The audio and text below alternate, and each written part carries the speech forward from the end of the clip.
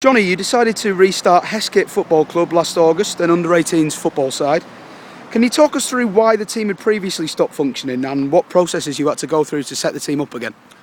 Well, initially the club folded largely due to a lack of funding.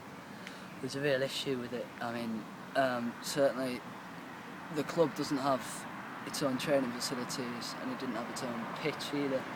So it meant that we had to hire out a training facility every weeknight that we wanted to train, and then on a Saturday or on a Sunday we had to hire a pitch, which was £30 a game, and obviously we're a small club. We only charge £45 subs. It means that a good proportion of those subs are going towards just matches, and in some instances we were making a loss, which just didn't make it viable anymore. But we felt like if we upped the subs, which a lot of the players were willing to do from the previous year, because the club didn't fall for that long until I decided to restart it. But then in the end we managed to get it going again. But yeah, I mean, we've just finished our first year and it's been very enjoyable, and we certainly think that the club is potentially financially viable. Johnny, you talk about not having your own pitch to play on, not having a training facility. How much of that do you think is down to the FA? Do they have any schemes that you took advantage of to help get the club going again? Well, to be honest, I think the FA were quite disappointed.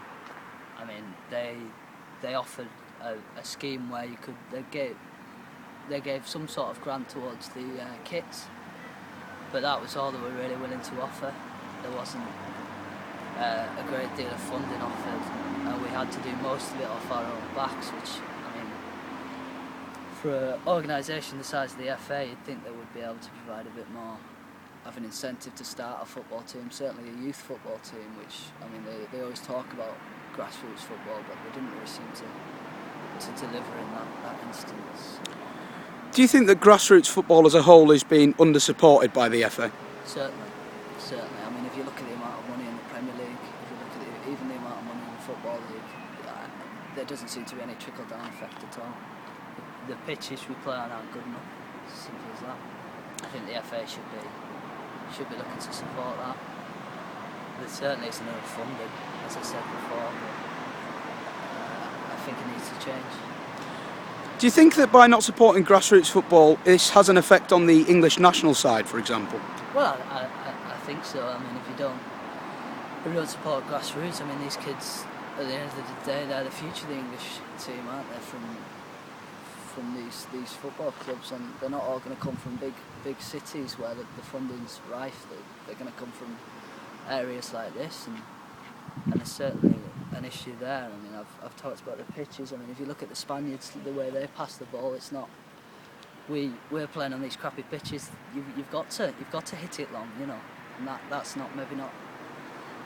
maybe doesn't suit the modern game in the way that it should.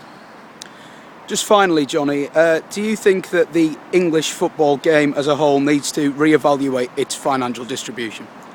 Well, yeah, I mean, the Premier League again, I mean, the last TV deal was £5 billion, and there's we got £100 towards a kit. I'm not really sure how that works, but I mean, I think there needs to be a trickle-down effect certainly into the Football League, and then from there I think the clubs certainly need to invest into grassroots and the FA as a whole. Brilliant, thanks for your time. No problem.